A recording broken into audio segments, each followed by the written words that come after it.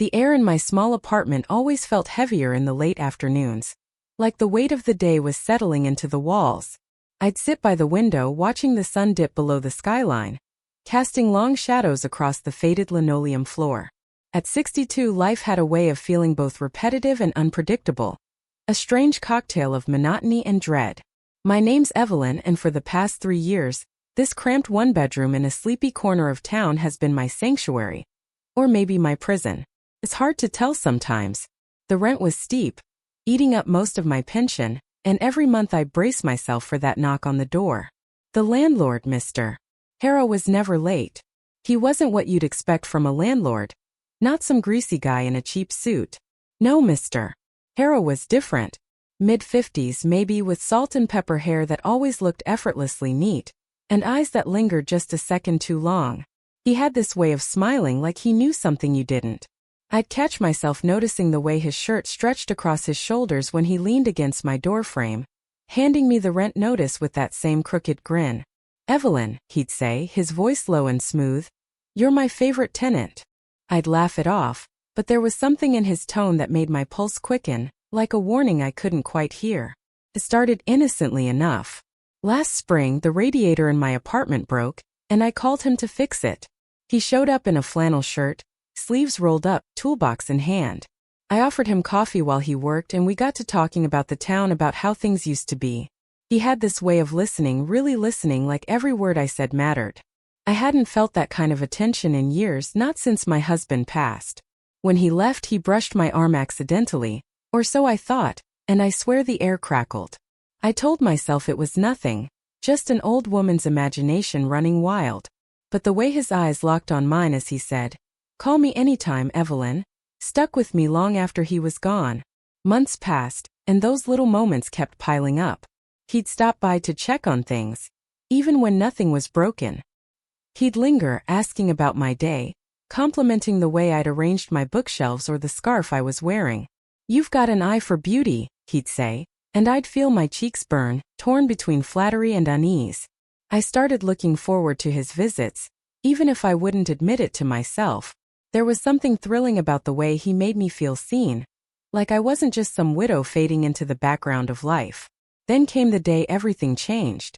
It was a humid afternoon in July, the kind where the air clings to your skin like a second layer. I was late on rent again. My pension check had been delayed, and I was scrambling to cover the bills. I'd been dreading his knock, knowing I didn't have the full amount. When it came, my stomach twisted. I opened the door, and there he was, leaning against the frame, his usual smirk softened by something else. Concern, maybe? "Evelyn," he said, stepping inside without waiting for an invitation. "You look worried." I stammered out an apology, explaining the delay, promising I'd have the money soon. He waved it off, his eyes never leaving mine. "Don't stress," he said, his voice like velvet. "We can work something out." There it was, that phrase so casual yet heavy with meaning. My heart thudded as he stepped closer, close enough that I could smell the faint cedar of his cologne. The room felt smaller, the air thicker. "I could knock a little off the rent," he murmured, his gaze dropping to my lips for a split second. "If you're open to it." I froze. My mind screamed to laugh it off, to step back, to shut this down. But my body, God help me, didn't move. There was something in his voice, in the way he looked at me, that stirred a hunger I thought I'd buried years ago. I was a woman who'd lived cautiously, who'd followed the rules, who'd mourned her husband and accepted her quiet life. And yet here I was, standing on the edge of something dangerous, something that made my blood sing. "What do you mean?" I asked, my voice barely above a whisper. I needed him to say it, to make it real. His smile widened, slow and deliberate, like he'd been waiting for this moment. He reached out, his fingers grazing my wrist, light as a feather but searing like a brand. "Evelyn," he said, his voice dropping lower, "you know what I mean. You've felt it too, haven't you? This pull between us." The world tilted. I should have pulled away. I should have told him to leave. But his touch, his words, they unlocked something inside me, something reckless and alive. Before I could think, he closed the distance between us, his hand sliding to my waist, pulling me gently but firmly against him. My breath caught as his lips hovered near mine, so close I could feel the warmth of his exhale. Just say yes, he whispered, and in that moment I was lost. The kiss was slow at first, tentative, like we were both testing the waters. Then it deepened, hungry and desperate, as if we'd both been starving for this. His hands roamed, careful but possessive, and I let myself drown in the sensation, the heat of his mouth, the strength of his grip. It was wrong, so wrong, but it felt like the most alive I'd been in years. The world outside my apartment ceased to exist. There was only him, only us, tangled in a moment that felt both inevitable and impossible. When we finally pulled apart, my chest was heaving, my mind reeling. His eyes were dark, intense, searching mine for something, regret, maybe, or surrender. "Evelyn," he said, his voice rough, "this stays between us. No one can know." His words hit like a splash of cold water. Reality rushed back, the rent, my life, the consequences. What had I done? My hands trembled as I stepped back, the weight of it all crashing down. I'd crossed a line, one I couldn't uncross. He watched me, his expression unreadable, as if gauging whether I'd break or hold firm. "You don't have to worry about the rent this month," he said, his tone softer now, almost gentle. "We'll figure it out." But there was an edge to his words, a reminder that this wasn't just a moment. It was a deal, a secret with a price. I nodded, unable to speak, my throat tight with a mix of shame and exhilaration. As he left, the door clicking shut behind him, I sank onto the couch, my heart still racing. The apartment felt too quiet, too empty, like it was holding its breath. I'd wanted to feel something, anything, and I had, but at what cost? I stared at the walls, the shadows lengthening as the sun disappeared. And a single question burned in my mind. What happens now? The days after that kiss felt like living underwater. Everything was muffled, distorted, like I was moving through a dream I couldn't wake from. I'd catch myself staring at the spot by the door where Mr. Harrow James, as he'd insisted I call him now, had stood, his hand on my waist, his lips claiming mine. At 62, I thought I'd left those kinds of feelings behind, buried with my youth and my husband. But here I was, Evelyn, a widow with a pension and a secret that burned hotter than anything I'd ever known. The rent notice didn't come that month, just like he promised. But the silence from him was louder than any knock. I tried to go back to my routine, watering the plants, reading my worn paperbacks, watching the neighbors through the window. But every creak of the floorboards made my heart leap, half hoping, half dreading it was him.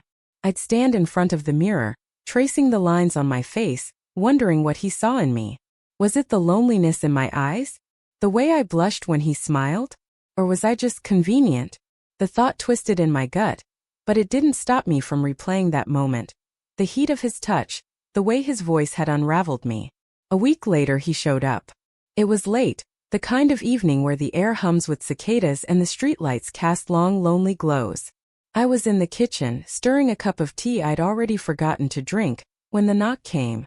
My hands shook as I opened the door, and there he was, James, in a dark jacket, his hair slightly mussed like he'd run his hands through it.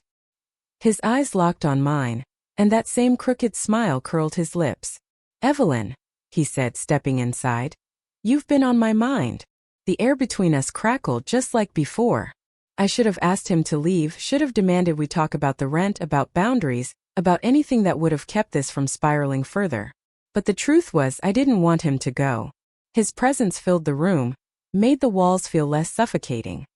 He moved closer, his gaze heavy, like he could see every thought racing through my head. "I've been thinking about you too," I admitted, my voice barely audible, and the words felt like a confession and a surrender all at once. He didn't waste time. His hand found mine, his thumb brushing over my knuckles, slow and deliberate. "You're different, Evelyn," he said, his voice low, almost a growl. "You make me feel alive." My breath hitched as he stepped closer, his body inches from mine, the heat radiating off him like a furnace. I could have pulled away, could have stopped this before it went any further. But the truth, the shameful, exhilarating truth, was that I wanted this. I wanted him. The kiss this time was different. It wasn't tentative or testing. It was urgent, consuming, like we were both trying to outrun the consequences. His hand slid up my arms, then down my back, pulling me against him until there was no space left between us. I melted into him, my fingers tangling in his hair, my body responding in ways I hadn't thought possible anymore. The kitchen counter pressed against my hip as he backed me up, his lips trailing to my neck, leaving a path of fire in their wake. It was reckless, forbidden, and God help me, it was everything. But then footsteps. Heavy, unmistakable, coming from the hallway outside. We froze, our breaths ragged, his hand still gripping my waist. My heart slammed against my ribs as I pushed him away, panic flooding my veins. Someone's out there, I whispered, my voice trembling. His eyes darkened, but he didn't move, didn't speak, just watched me like a predator gauging its prey.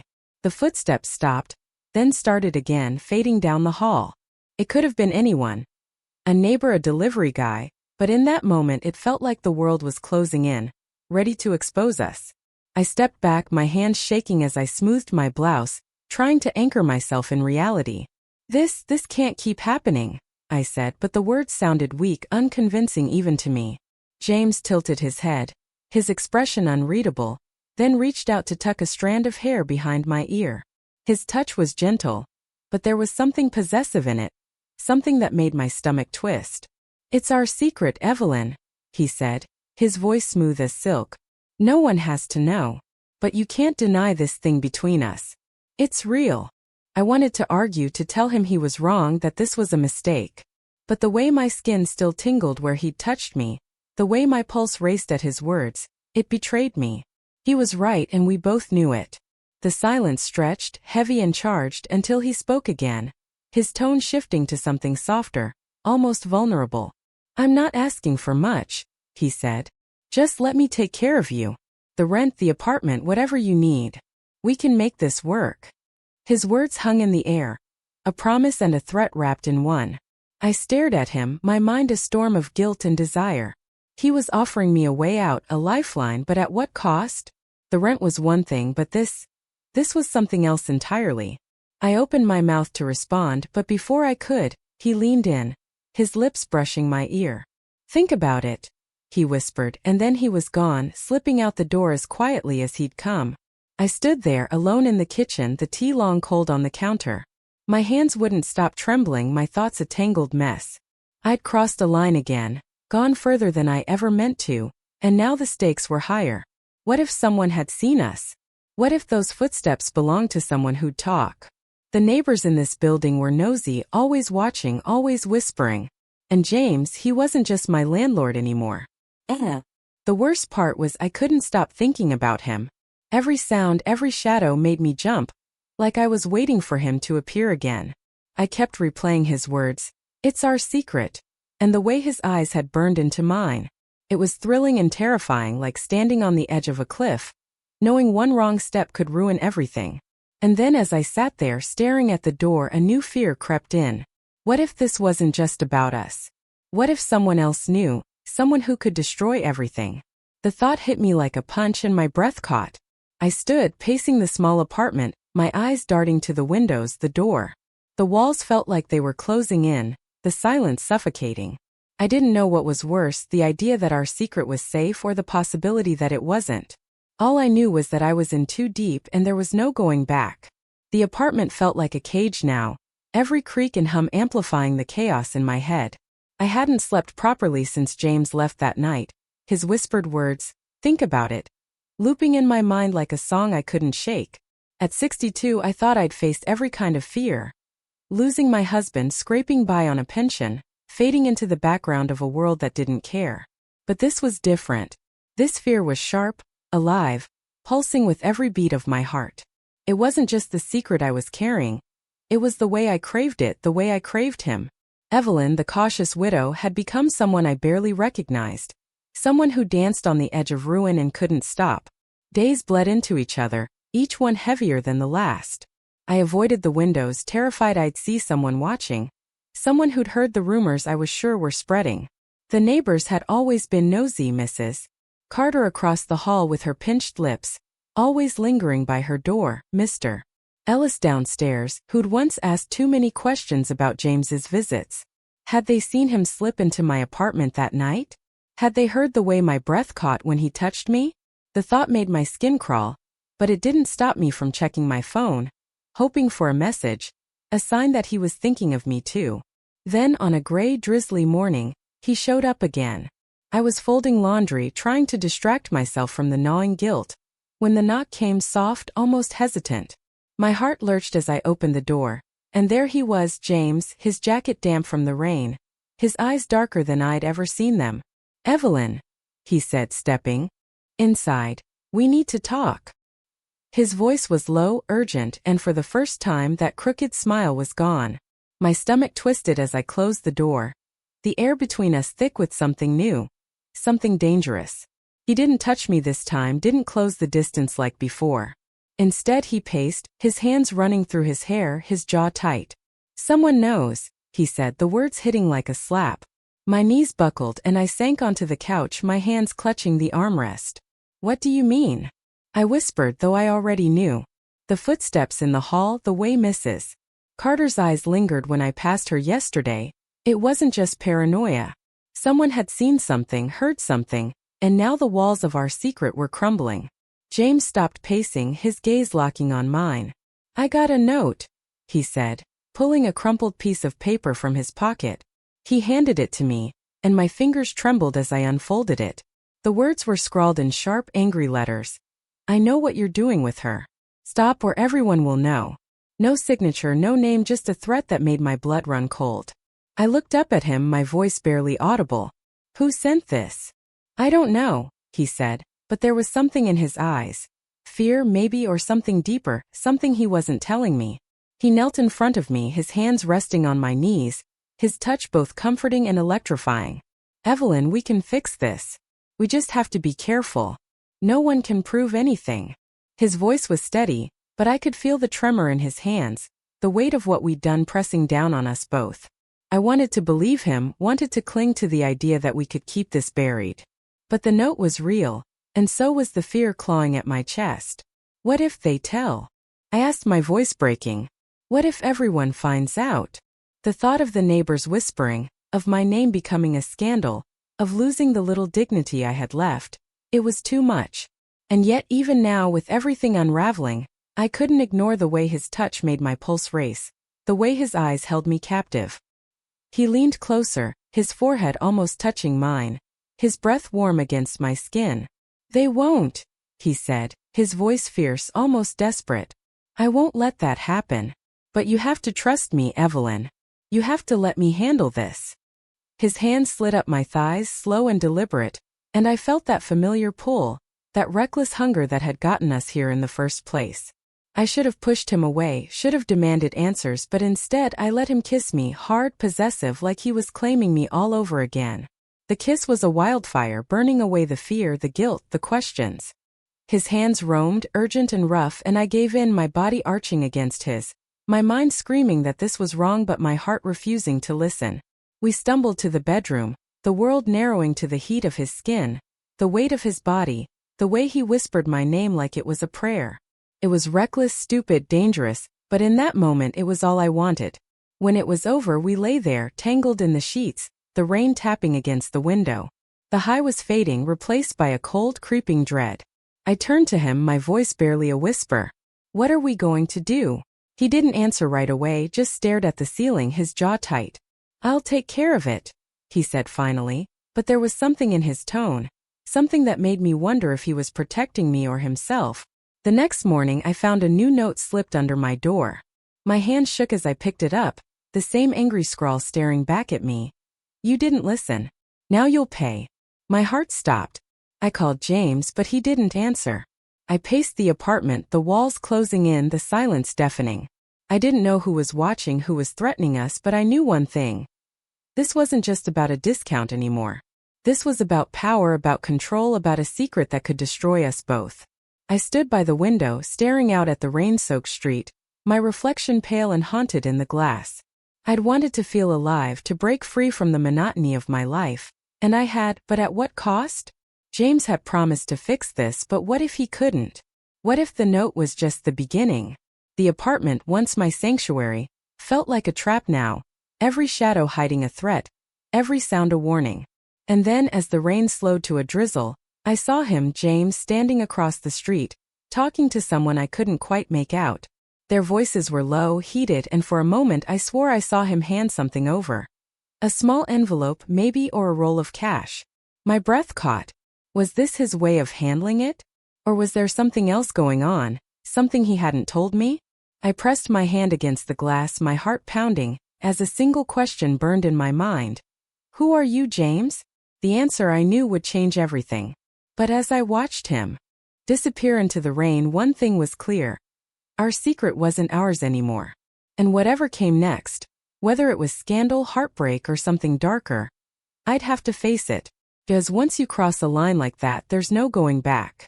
Not ever.